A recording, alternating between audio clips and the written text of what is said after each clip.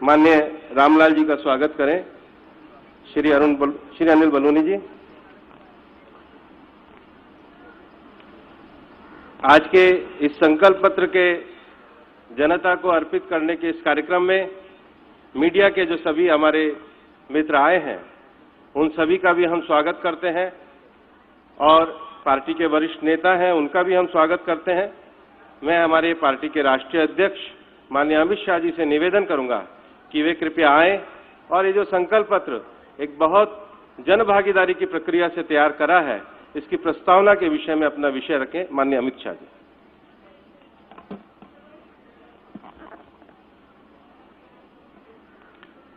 मित्रों, आप सभी का आज के कार्यक्रम में स्वागत है।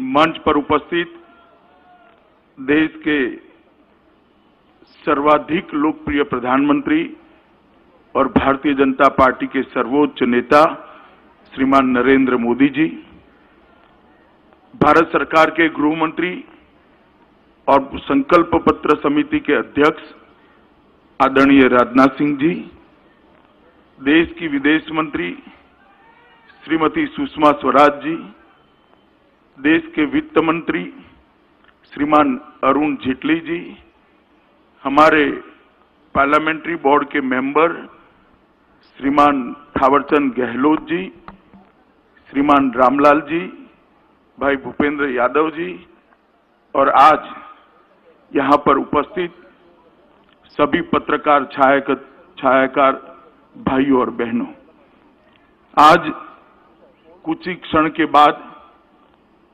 श्रीमान राजनाथ सिंह जी 2019 के चुनाव के लिए भारतीय जनता पार्टी का संकल्प पत्र लेकर आपके सामने उपस्थित होंगे।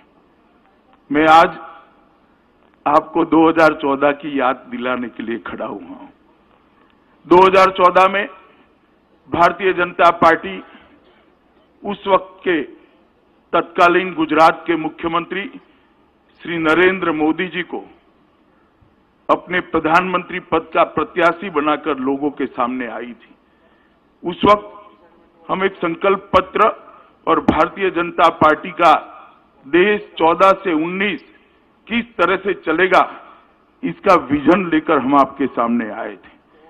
और 2014 में हमारी बात का सम्मान रखते हुए इस महान देश की जनता ने ऐतिहासिक जनादेश दिया था। देश में 30 साल के बाद पहली बार अस्थिरता के दौर को खत्म करते हुए एक पूर्ण बहुमत की भारतीय जनता पार्टी की सरकार बनी और भारतीय जनता पार्टी के नेता श्रीमान नरेंद्र मोदी जी देश के प्रधानमंत्री बने। पूर्ण बहुमत होने के बावजूद भारतीय जनता पार्टी ने एनडीए की सरकार बनाई और एनडीए की सरकार ने अपना कामकाज मोदी जी के नेतृत्व में शुरू किया।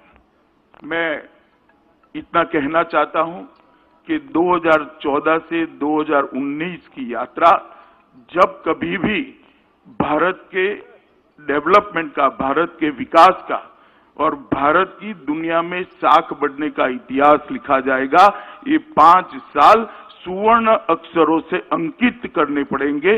इस प्रकार से कार्यकाल को हम समाप्त कर आज देश की जनता के सामने फिर से जा रहे हैं। इस 5 साल में मोदी जी के नेतृत्व में एक निर्णायक सरकार देने का काम भारतीय जनता पार्टी ने किया है।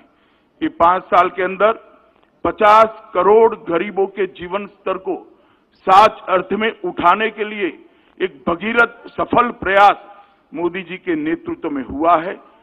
गैस के सिलेंडर, घर, बिजली, शौचालय, स्वास्थ्य, ये बुनियादी चीजों को, बुनियादी जरूरियातों को लोगों तक पहुंचाने में जमीनी स्तर पर भारतीय जनता पार्टी की मोदी सरकार को सफलता मिली है और स्वयं प्रधानमंत्री ने इसका बारीकी से संवेदना के साथ ध्यान रखते हुए हर गरीब के पास ये सुविधाएं पहुंचे, इसका प्रयास किया है और ये सफल प्रयास है। आज देश के अधिकांश घरों में बिजली पहुंच चुकी है। 8 करोड़ से ज्यादा शौचालय बने हैं। 7 करोड़ गरीबों के घर में गैस पहुंच चुके हैं। 2.5 करोड़ लोगों को घर का अलॉटमेंट हो चुका है। 50 करोड़ लोगों के स्वास्थ्य को संभालने वाली प्रधानमंत्री आयुष्मान भारत योजना लेकर हम आगे बढ़े। 12 करोड़ किसानों को इनपुट सपोर्ट देने की वैज्ञानिक व्यवस्था, सीधे इसके मोबाइल पर 6,000 रुपया ट्रांसफर हो, इस प्रकार की हम व्यवस्था करें। देश की अर्थव्यवस्था में भी कंसीडर करना पड़े, दुनिया भर के अर्थ जगत के पंडितों को कंसीडर करना पड़े, इस तरह का सुधार नरेंद्र मोदी सरकार ने किया है। आज सारे फाइनेंशियल डिसिप्लिन के आंकड़े 4 कॉर्नर्स के अंदर है और बहुत अच्छे तरह से देश की अर्थव्यवस्था को पटरी पर लाने का काम सिर्फ 5 साल के अंदर नरेंद्र मोदी सरकार ने किया है। हमारी अर्थव्यवस्था जब 14 में जनादेश मिला तो विश्व की अर्थव्यवस्थाओं की सूची में 11वें नंबर पर थी। आज वहां से बढ़कर 5 ही साल में 6ठे नंबर की अर्थव्यवस्था बने हैं और द्रुत गति से 5वें नंबर की ओर हम आगे बढ़ रहे हैं। और ढेर सारे कदम भ्रष्टाचार और काले धन को रोकने के लिए भारतीय जनता पार्टी की सरकार ने उठाए। सबसे महत्वपूर्ण काम किया है, देश की सुरक्षा को सुनिश्चित करने का काम नरेंद्र मोदी सरकार ने किया है। सर्जिकल स्ट्राइक और एयर स्ट्राइक के माध्यम से जो इस देश के अंदर विगत 30 सालों से आतंक फैलाकर दूर से देखकर आनंद लेते थे, आतंकवाद का मूल जहां पर है वो मूल पर घा करने की नीति नरेंद्र मोदी ने अपनाई और इसके कारण आज 125 करोड़ का ये देश अपने आप को सुरक्षित महसूस करता है। न केवल देश, पूरी दुनिया के अंदर एक संदेश गया है कि भारत की सीमाओं के साथ कोई छेड़खानी नहीं कर सकता, भारत को कोई हल्के से नहीं ले सकता। ये संदेश भेजने में नरेंद्र मोदी सरकार सफल रही है। दुनिया में देश का गौरव आज आसमान को छू रहा है। एक जमाना था जब पूरी दुनिया में भारत कोई मैटर नहीं करता था। 2004 से 2014 10 साल के कालखंड में भारत का गौरव दुनिया के अंदर धीरे धीरे नीचे जाता था।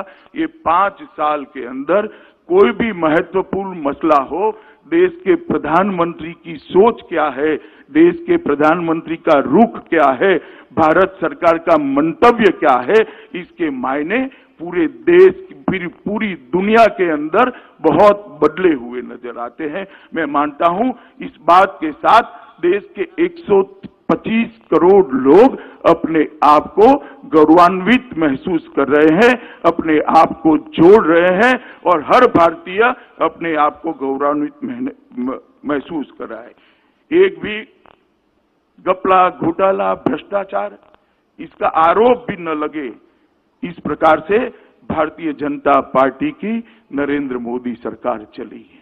12 लाख करोड़ के घपले, घोटाले, स्कैम, एक के बाद एक स्कैम की सीरीज के बाद जो सरकार बनी, इसने एक प्रामाणिक सरकार कैसी हो सकती है, एक पारदर्शी सरकार कैसी हो सकती है, उसका उदाहरण देश की जनता के सामने रखने का काम किया है। और सबसे बड़ी बात है मित्रों, आज देश दुनिया में एक महाशक्ति बनकर उभरा है।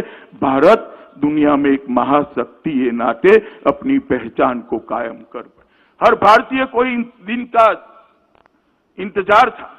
70 साल हो गए, दुनिया का सबसे बड़ा लोकतंत्र, दुनिया के फैसलों में हमारी कोई भूमिका नहीं होती थी। आज भारत एक महाशक्ति बनकर उभरा है। मैं मानता हूं आने वाले दिनों के अंदर ये बात और आगे बढ़ने वाली है।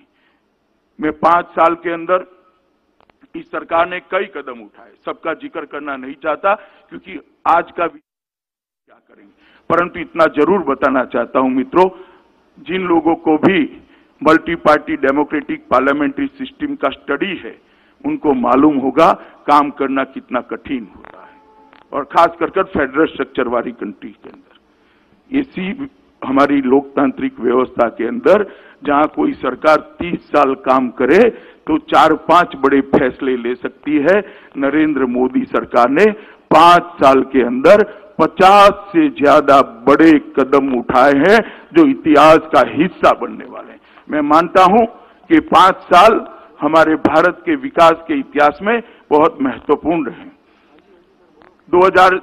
2014 के जनादेश का अगर एनालिसिस करते हैं, इसका विश्लेषण करते हैं, तो 2014 का जनादेश कांग्रेस से जो कांग्रेस का शासन, यूपीए का शासन, कांग्रेस के साथियों का शासन, सो कॉल्ड गठबंधन वालों का जो शासन था, वो शासन से जो निराशा जन्मी थी, वो निराशा ने नरेंद्र मोदी में एक आशा देखी थी और ये आशा को जनादेश में जनता ने परिवर्तित किया था। और 2014 से 2019 तक ये जो यात्रा चली है, देश का जिस प्रकार से चहुमुखी विकास हुआ है, देश की आशा अब अपेक्षा में बदल चुकी है। पहले लोग आशा करते थे ये होना चाहिए, ये हो सकता है क्या, ये कर देते हैं तो अच्छा है। अब काफी कुछ अच्छा हुआ है, लोग अधिकार से कहते हैं ये भी होना चाहिए, ये भी होना चाहिए, ये भी होना चाहिए। मैं मानता हूं 2019 का चुनाव अपेक्षा का चुनाव होने वाला है और मैं बड़ा विश्वास के साथ कहता हूं मोदी जी के नेतृत्व में भारतीय जनता पार्टी और एनडीए के साथी सक्षम है 125 करोड़ देश की जनता की अपेक्षाओं की पूर्ति करने के लिए, विशेषकर देश के युवाओं की अपेक्षा की पूर्ति करने के लिए, उनकी अपेक्षा का भारत बनाने के लिए। लोगों को अपेक्षा है देश का टॉप 5 इकोनॉमी में आ सकता है। देश के गरीबों को अपेक्षा जगी है कि हमें गैस मिल गया, घर मिल गया, बिजली मिल गई, शौचालय मिल गया, स्वास्थ्य की योजनाएं मिल गई। अब आगे पर भी हमारा जीवन स्तर ऊपर उठ सकता है क्या? किसानों को आत्मनिर्भर होने की अपेक्षा है। देश आतंकवाद से केवल मुक्त न हो, आतंकवादी देश के ओर देखने की हिम्मत न करे, इस प्रकार की सुरक्षा व्यवस्था करने की जनता को अपेक्षा है। कश्मीर समस्या के स्थायी समाधान की अपेक्षा है और देश दुनिया में महाशक्ति बनकर अपना स्थान हमेशा के लिए सुनिश्चित करे, इसकी भी अपेक्षा है। मैं मानता हूं कि हमारा ये संकल्प पत्र जो आने वाला है, इस सारी अपेक्षाओं को पूरा करने का एक दस्तावेज बनकर, एक डॉक्यूमेंट बनकर लोगों के सामने हम रखने जा रहे हैं। मोदी जी ने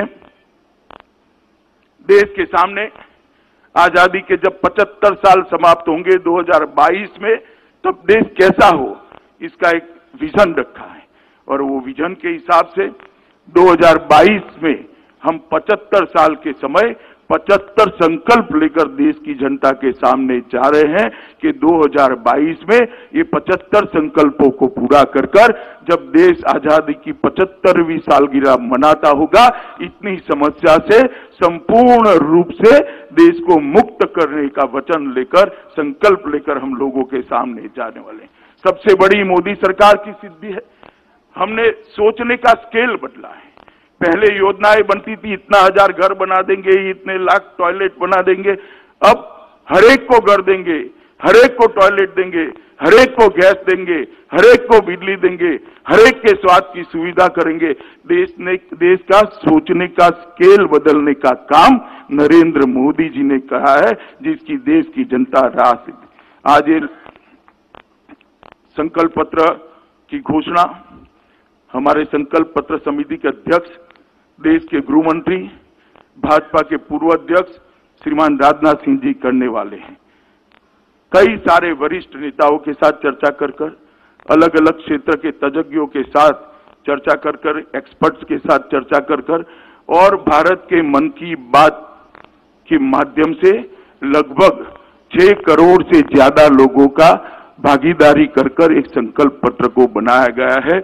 मैं मानता हूं दुनिया भर की डेमोक्रेटिक पार्टियों के लिए एक बहुत बड़ा रिकॉर्ड होने जा रहा है कि कोई पार्टी अपना संकल्प पत्र 6 करोड़ लोगों के साथ चर्चा कर बनाता है।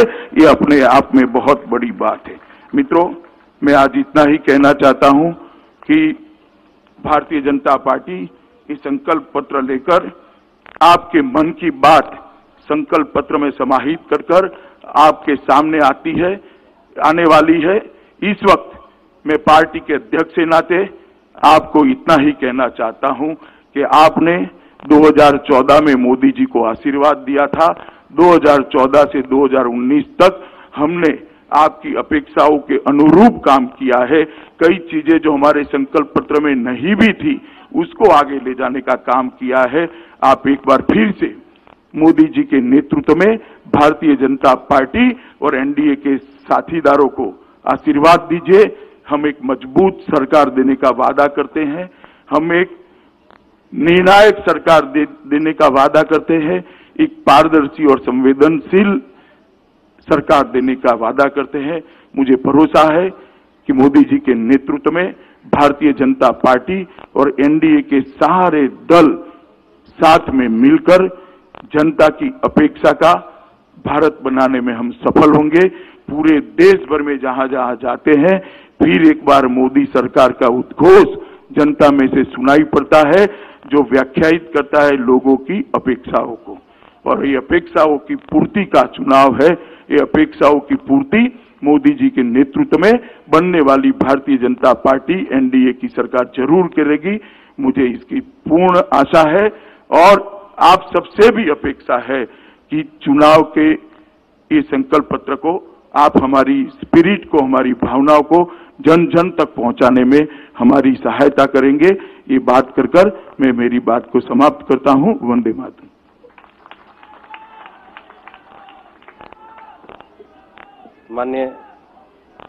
माननीय अध्यक्ष जी ने और श्री राजनाथ जी ने 29 जनवरी को एक भारत के मन की बात कार्यक्रम को दिल्ली में जिसका शुभारंभ किया था और 300 से ज्यादा रथ, लगभग 20,000 से ज्यादा छोटी छोटी मीटिंगें, 100 से ज्यादा विशेषज्ञों की बैठक, सोशल मीडिया, व्हाट्सएप, वेबसाइट के माध्यम से लोगों के सुझावों को एकत्रित करके 6 करोड़ से ज्यादा लोगों का और जन भागीदारी का एक पूरा संवाद कार्यक्रम चलाते हुए ये संकल्प पत्र तैयार किया।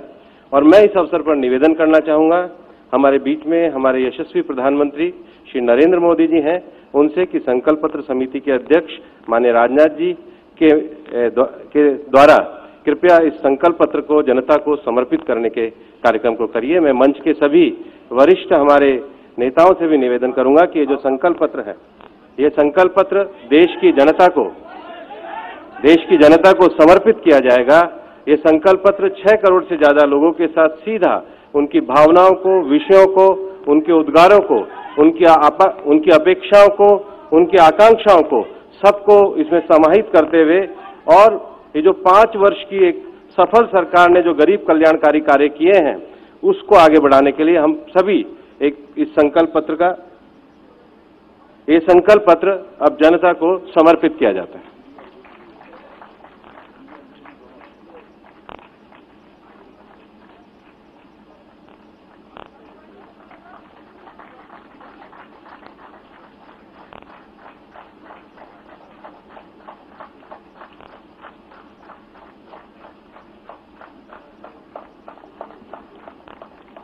अब मैं आमंत्रित करूंगा संकल्प पत्र समिति के हमारे अध्यक्ष माननीय राजनाथ जी को कि वो आए और इस संकल्प पत्र का दृष्टिकोण हम सबके सामने रखें।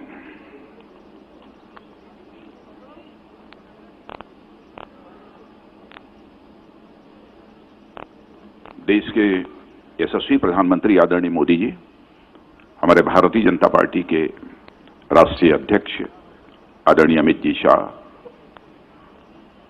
हमारी भारत सरकार की विदेश मंत्री बहन सुषमा जी, भारत सरकार के वित्त मंत्री श्रीमान अरुण जेटली जी, श्रीमान थावरचंद जी गहलोत, भारत सरकार के सामाजिक न्याय मंत्री, और हमारे अखिल भारतीय संगठन मंत्री श्रीमान रामलाल जी, इस कार्यक्रम में मौजूद सभी सम्मानित, मुझे संतोष की ही अनुभूति नहीं हो रही है बल्कि गौरव की भी अनुभूति हो रही है कि हमारे संकल्पों में करोड़ों देशवासियों की सहभागिता का भी पूरी तरह से समावेश है। भारत के मन की बात, जिसकी चर्चा भी भूपेंद्र जी यादव ने की है, के माध्यम से देश के सभी क्षेत्रों, सभी वर्गों और सभी समुदायों के साथ विस्तृत एवं व्यापक संवाद के बाद अपने दृष्टिकोण का यह दस्तावेज आज हम लोगों ने देश के सामने रखा है। इस दस्तावेज में जितने भी हमने संकल्प दर्ज किए हैं उसके माध्यम से हम नए भारत के निर्माण की ओर कदम बढ़ा रहे हैं, जो हमारी प्रतिबद्धता है और हमारे प्रधानमंत्री जी की प्रतिबद्धता है। 2014 के बाद हमारे यशस्वी प्रधानमंत्री मोदी जी के नेतृत्व में देश विकास की राह पर तेजी के साथ बढ़ा है। जैसा अभी राष्ट्रीय अध्यक्ष जी ने बताया कि वर्ल्ड की इस समय फास्टेस्ट ग्रोइंग इकोनॉमी यदि किसी कंट्री की है तो वह भारत की है। अंतर्राष्ट्रीय जगत में भारत की प्रतिष्ठा बढ़ी है और हम अब धीरे धीरे वर्ल्ड की टॉप 3 कंट्रीज में, इकोनॉमी की साइज को लेकर वर्ल्ड की टॉप 3 कंट्रीज में आना चाहते हैं। यह हमारा संकल्प है। 2014 के पहले यूपीए के शासनकाल में ठप पड़े विकास को पुनः पटरी पर लाना, यह हमारी सरकार के लिए बहुत चुनौती भरा काम था, परंतु हमारी सरकार ने इस चुनौती को स्वीकार किया और इस संबंध में हमने कामयाबी भी हासिल की। जहां तक हमारे प्रधानमंत्री जी का प्रश्न है और उनके नेतृत्व की सरकार, इन दोनों के प्रति मैं विश्वास के साथ कह सकता हूं कि देश की जनता का विश्वास भी बढ़ा है और विश्वास ही नहीं बढ़ा है बल्कि देश की जनता का भरोसा भी उनके प्रति बढ़ा है। इसमें भी कहीं दो मत नहीं है कि विकास का चक्का इस समय तेजी के साथ चलना प्रारंभ हुआ है। जहां आवश्यक हुआ है चेंजेज करने में भी रंच मात्र संकोच नहीं किया है। जहां तक देश की बाह्य और आंतरिक सुरक्षा का प्रश्न है, उसको सुनिश्चित करने के लिए हमने भरपूर प्रयत्न किया है और देशवासियों के मन में सुरक्षा का भाव भी पैदा करने में काफी हद तक कामयाबी हासिल की है। यह सब करते हुए हमने एक रेस्पॉन्सिबल, एक सेंसिटिव और एक फॉर्म कन्विक्शन वाली सरकार की मिसाल देशवासियों के समक्ष प्रस्तुत की है। हमारी सरकार ने पीपुल पार्टिसिपेशन को गुड गवर्नेंस का एक महत्वपूर्ण अंग माना है। हमने पॉलिसी मेकिंग में भी लोगों की भागीदारी तय की है और इस संकल्प के निर्माण में भी जन भागीदारी को पूरी तरह से सुनिश्चित करने की भरपूर कोशिश की है। भारत के मन की बात को जानने के लिए हम लोगों ने एक लंबा कार्यक्रम चलाया है। हमने करोड़ों लोगों से संपर्क किया है और अलग अलग माध्यम से लाखों सुझाव भी हमको प्राप्त हुए हैं। लगभग 300 रथ, लगभग 7,700 सुझाव पेटियां और 110 से अधिक संवाद कार्यक्रम और 4,000 से अधिक भारत के मन की बात के कार्यक्रम यह संपन्न हुए हैं। इतना ही नहीं, हम लोगों ने सोशल मीडिया का भी सहारा लिया है। सोशल मीडिया के माध्यम से भी लोगों के मन की बात को समझने की हम लोगों ने अपनी तरफ से भरपूर कोशिश की है।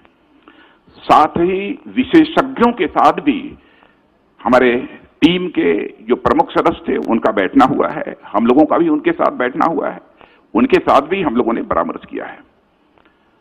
जहां तक इस संकल्प पत्र का प्रश्न है, हमारा संकल्प पत्र पिछले 5 वर्षों की उपलब्धियों को आधार मानकर अगले 5 साल में हम आगे ले जाने के लिए देश को हम अपना यह दृष्टि पत्र आज प्रस्तुत हम लोगों ने किया है। 130 करोड़ देशवासियों की आकांक्षा को पूरा करने वाला यह हमारा संकल्प पत्र है। आजादी के 75 वर्ष पूरे होने पर जिस नए भारत के निर्माण के प्रति हमारी सरकार की प्रतिबद्धता है, उसे दोहराते हुए यह संकल्प पत्र आज आदरणीय प्रधानमंत्री जी की, आदरणीय अध्यक्ष जी के द्वारा देश को समर्पित किया गया है। मित्रों, मैं यह भी कहना चाहूंगा, जब भी चुनाव होते हैं बराबर घोषणा पत्र और तरह तरह के नामों से माने मैनिफेस्टो हर राजनीतिक पार्टी के द्वारा जारी किया जाता है। इतना ही नहीं, चुनावों के द्वारा राजनीतिक पार्टी के नेताओं के द्वारा लोगों से तरह तरह के वादे किए जाते। जो भी वादे नेताओं के द्वारा पहले किए गए, शायद वह आंशिक रूप से पूरे हो गए होते तो आज हमारा भारत दुनिया का सबसे ताकतवर देश बन गया होता, हमारा भारत दुनिया का धनवान देश बन गया होता। नेताओं की कृति और कथन, वर्ड्स और डीड्स, इनमें अंतर होने के कारण ही भारत में एक विश्वास का संकट, क्राइसिस ऑफ क्रेडिबिलिटी पैदा हुई है। और मैं कहना चाहूंगा कि हमारे प्रधानमंत्री जी का बार बार आग्रह रहता है कि भारत की राजनीति में जो है क्राइसिस ऑफ क्रेडिबिलिटी पैदा हुई है, इसको भी हमें चुनौती के रूप में स्वीकार करना है। और मैं कह सकता हूं कि 2014 में जो हम लोगों ने घोषणा पत्र जारी किया था, उसमें मैं पार्टी का राष्ट्रीय अध्यक्ष था। हमारे प्रधानमंत्री जी के नेतृत्व में इस सरकार ने उसे पूरा करने की अपनी तई भरपूर कोशिश की है। जो कहा था उसे किया था, यानी क्राइसिस ऑफ क्रेडिबिलिटी को हम लोगों ने चुनौती के रूप में स्वीकार किया है और हम उस पर विजय प्राप्त करने में भी कामयाब रहे हैं।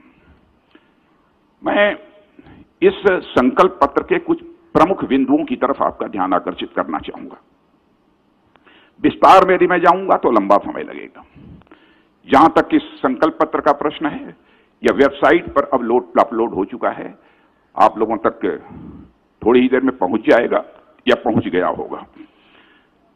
राष्ट्रवाद के प्रति हमारी पूरी प्रतिबद्धता है और इतना ही नहीं, आतंकवाद का जहां तक प्रश्न है उसके प्रति हमारी जीरो टॉलरेंस की पॉलिसी थी, है और जब तक आतंकवाद समाप्त नहीं होगा तब तक हमारी यह जीरो टॉलरेंस की पॉलिसी आतंकवाद के प्रति रहेगी। यूनिफॉर्म सिविल कोड, इसके प्रति, इसको लागू करने के प्रति हमारी प्रतिबद्धता थी, है, इस काम को करेंगे।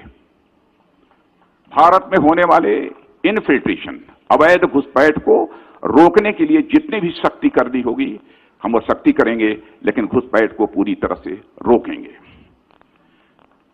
सिटीजनशिप अमेंडमेंट बिल के बारे में भी स्पष्ट करना चाहता हूं कि बिल्कुल दो टूक शब्दों में सिटीजनशिप अमेंडमेंट बिल को हम संसद के दोनों सदनों से पास कराएंगे और उसे हम लागू करेंगे।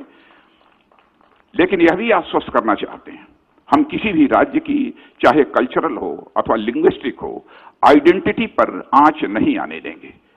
जो भी उनकी पहचान है उसकी पूरी तरह हम प्रिजर्व करेंगे उसे, और उसे हम पूरी तरह से प्रोटेक्ट करेंगे। सब मिला जुला कर कहना हो तो मैं कह सकता हूं कि देश की सुरक्षा के साथ हमारी सरकार किसी भी सूरत में समझौता नहीं करेगी। राम मंदिर का जहां तक प्रश्न है, पिछले चुनावी घोषणा पत्र में भी हम लोगों ने जो संकल्प किया था उसी संकल्प को हम दोहराते हैं। सभी संभावनाओं को तलाश करेंगे और हमारा यह प्रयत्न होगा कि जल्दी से जल्दी सौहार्दपूर्ण वातावरण में भव्य राम मंदिर का निर्माण हो जाए। मैं यहां पर जो इस देश का सबसे बड़ा प्रोड्यूसर और सबसे बड़ा कंज्यूमर है, फार्मर, उसके बारे में कहना चाहूंगा। हमारे प्रधानमंत्री जी ने शासन की बागडोर संभालते ही कहा था कि हम 2022 आते आते किसानों की आमदनी दोगुना करेंगे। यह हम फिर से अपने उसी संकल्प को दोहरा रहे हैं और उस दिशा में हम 5 वर्षों में तेजी से आगे बढ़े हैं। घोषणा इस संकल्प पत्र में यह भी कहा है कि 1 लाख तक का जो क्रेडिट कार्ड पर लोन मिलता है, 1 लाख तक का क्रेडिट कार्ड पर जो लोन मिलता है उस पर 5 वर्षों के लिए रेट ऑफ इंटरेस्ट 0% होगा, 0% ब्याज दर पर 1 लाख का वो कर्ज लेंगे। ग्रामीण क्षेत्रों का विकास, हमारी यह धारणा है कि जब तक इस देश के किसानों का विकास नहीं होगा, जब तक इस देश के गांवों का विकास नहीं होगा, तब तक सचमुच हमारे देश के विकास का जो स्वप्न है वह साकार नहीं हो पाएगा। इसीलिए दृढ़ इच्छा शक्ति का परिचय देते हुए हम लोगों ने फैसला किया है कि हमारे प्रधानमंत्री जी ने, अध्यक्ष जी ने, कि 25 लाख करोड़ तक का ग्रामीण क्षेत्र के विकास पर 5 वर्षों में खर्च करेंगे। 25 लाख करोड़। अभी हाल में ही एक किसान सम्मान निधि योजना आदरणीय प्रधानमंत्री जी के द्वारा लॉन्च की गई थी, यानी एक इनकम सपोर्ट था इस देश के किसानों के लिए। 6,000 रुपया प्रति वर्ष जिनके पास 2 हेक्टेयर से कम की जमीन है उनको दिया जाएगा। पहली किस्त जा चुकी है, दूसरी किस्त जाने वाली है। लेकिन मैं यहां प्रशंसा करना चाहता हूं प्रधानमंत्री जी की संवेदनशीलता को। जब इनके साथ इस संकल्प पत्र को तैयार करने के लिए बैठे थे तो उन्होंने ये कहा, प्रधानमंत्री जी ने, कि मुझे कुछ अजीबोगरीब लगता है कि हम कोई भी लाभ यदि देना है तो केवल कुछ ही लोगों तक हम क्यों सीमित रखना चाहते हैं। 2 हेक्टेयर तक का ही किसान नहीं, बल्कि जो भी किसान होगा उस सभी किसानों को हम यह इनकम सपोर्ट 6,000 रुपये का देंगे। यह जो है उन्होंने कहा और उसको हम लोगों ने अपने संकल्प पत्र में शामिल किया है। सभी किसानों को यह किसान सम्मान निधि का लाभ मिलेगा। बड़ी बात यह भी हम लोगों ने फैसला किया है, आजाद भारत के इतिहास में शायद किसी ने सोचा नहीं होगा कि स्मॉल और मार्जिनल फार्मर्स, छोटे और सीमांत किसानों को पेंशन की सुविधा भी देंगे, 60 वर्ष के बाद पेंशन की सुविधा भी देंगे। राष्ट्रीय व्यापारी आयोग, हमारे देश के व्यापारी समाज की बहुत लंबे अरसे से यह मांग चली आ रही थी। आयोग बहुत सारे बन गए, लेकिन ट्रेडर्स का, बिजनेसमैन का, इनकी चिंता करने वाला अभी तक कोई आयोग नहीं बना। तो इस संकल्प पत्र में हम लोगों ने यह संकल्प लिया है कि हम राष्ट्रीय व्यापार आयोग बनाएंगे।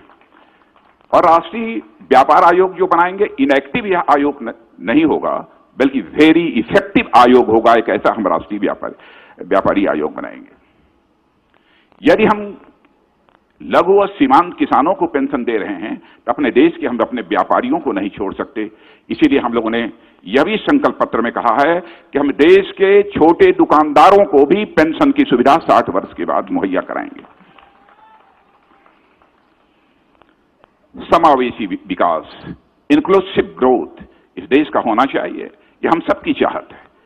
समाज के सभी वर्ग, चाहे एससी हो, चाहे एसटी हो, चाहे महिला हो, दिव्यांग हो, कोई छूटे ना, सबका विकास होना चाहिए। यह इसका पूरा संकल्प हम लोगों ने अपने संकल्प पत्र में लिया है।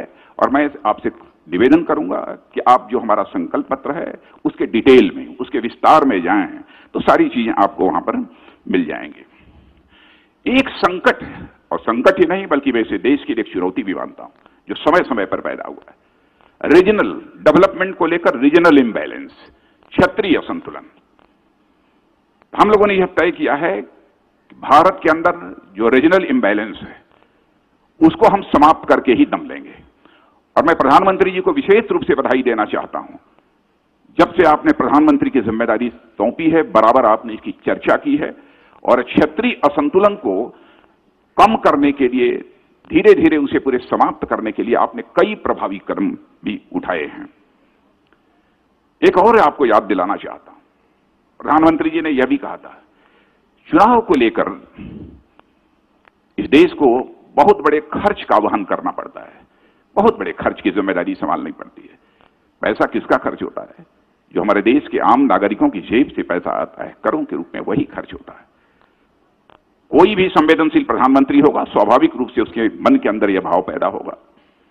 तो प्रधानमंत्री जी ने उसी समय कहा, देश की जनता का आह्वान किया था, इस पर बहस होनी चाहिए कि देश में सारे चुनाव साथ हों,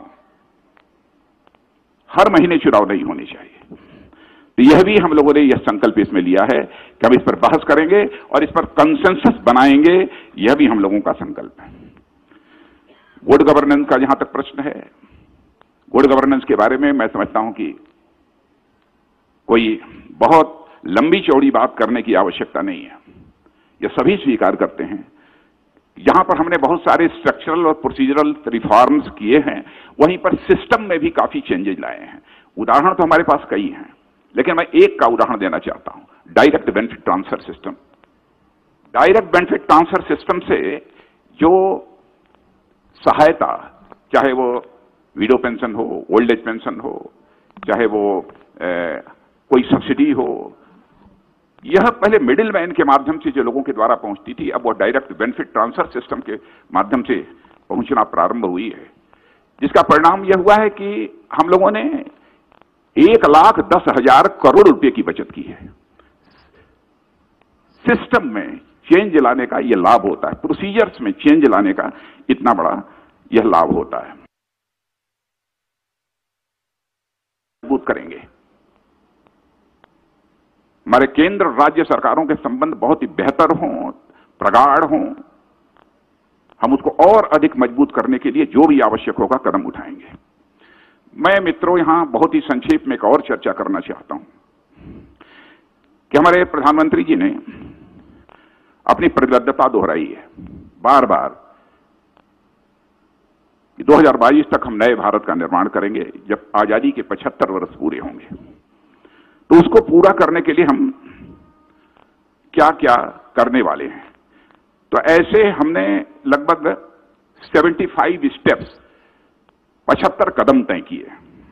मैं उनमें से सारे पॉइंट्स की चर्चा नहीं करूंगा, लेकिन कुछ सैलिएंट पॉइंट्स कि 2022 तक किसानों की आय को 2 गुना करेंगे और 60 वर्ष की आयु के उपरांत सामाजिक सुरक्षा सुनिश्चित करने के लिए छोटे और सीमांत किसानों हेतु पेंशन योजना, इसकी मैंने चर्चा कर दी है। प्रधानमंत्री कृषि सिंचाई योजना के अंतर्गत सभी सिंचाई परियोजनाएं पूरी करने की दिशा में काम करेंगे, क्योंकि 20 साल, 25 साल, 30 साल से इरिगेशन के बहुत सारे प्रोजेक्ट जो है लंबित पड़े हुए हैं, उन्हें पूरा करेंगे। और मूलधन के सामान्य पर भुगतान की शर्त पर 0% ब्याज दर पर 1 से 5 वर्ष के लिए 1 लाख रुपए तक का हम कृषि ऋण देंगे, इसकी भी चर्चा की है मैंने। और लैंड रिकॉर्ड का डिजिटाइजेशन करेंगे, उसका जो है हम डिजिटीकरण करेंगे। युवाओं के लिए और शिक्षा के क्षेत्र में कई कदम हैं, लेकिन 2 की मैं यहां चर्चा करना चाहूंगा।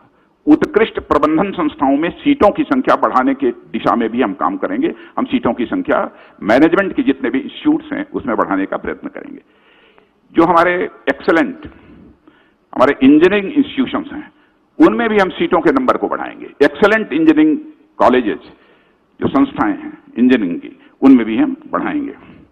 और इतना ही नहीं, लॉ से जुड़े जितने भी इंस्टीट्यूट्स हैं, लॉ कॉलेजेस हैं, उनमें भी सीटों को बढ़ाने की दिशा में हम कदम उठाएंगे।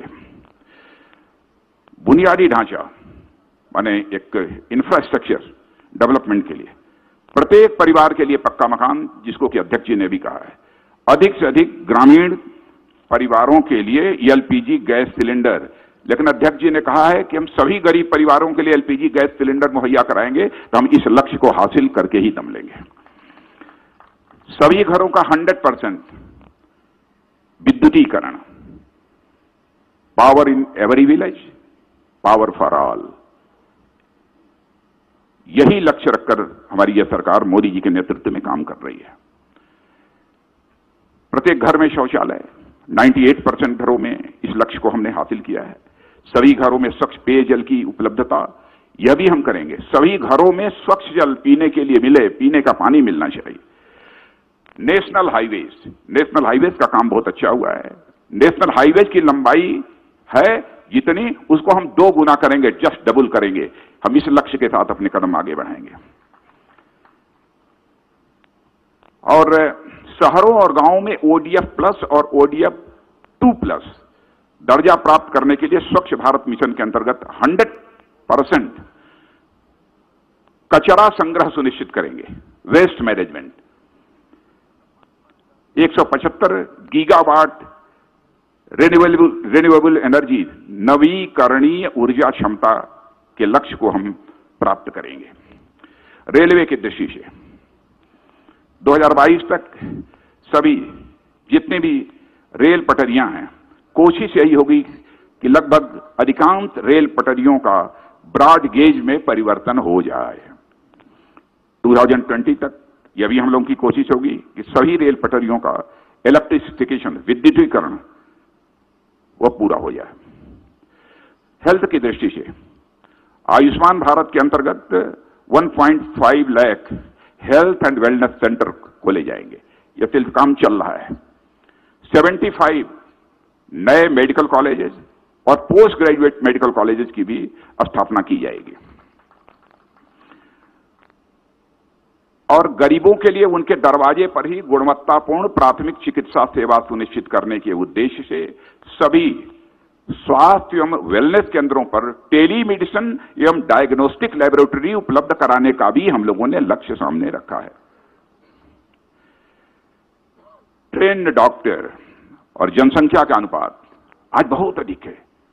डॉक्टर की संख्या हमारे कम है। पूरी कोशिश हम लोगों की होगी ट्रेन्ड डॉक्टर और जनसंख्या के बीच का रेशियो कम से कम 1:1400, 1:1400 हो जाए। यह हमारी यह पूरी कोशिश होगी। पोषण अभियान के अंतर्गत कुपोषण का स्तर घटाने के लिए और कुपोषण में कमी का दर तेज करने का भी लक्ष्य हम लोगों ने निर्धारित किया है। इकोनॉमी, अर्थव्यवस्था, इसका जहां तक प्रश्न है, यह बताने की आवश्यक नहीं है, सारा देश अब इसमें परिचित है। Ease of doing business ranking में भारत की रैंक और भी बेहतर बनाने का काम करेंगे, और भी बेहतर। अभी मैं बोल नहीं रहा हूं कि टॉप 20 में रहेंगे, कहां रहेंगे, लेकिन यह हमारा लक्ष्य है। अभी तक निर्यात, एक्सपोर्ट उसको 2 गुना करने की दिशा में हमारा यह अब प्रयत्न होगा। और सूक्ष्म, मध्यम और लघु उद्योगों के लिए एक खिड़की अनुपालना एवं विवाद समाधान प्रणाली तैयार करने की दिशा में काम करेंगे। यानी हमारे एमएसएमई के जो उद्योग समस्याओं का समाधान हो, यह हम पूरी तरह से सुनिश्चित करेंगे। स्थिर कर प्रणाली सुनिश्चित करने की दिशा में भी कार्य करेंगे।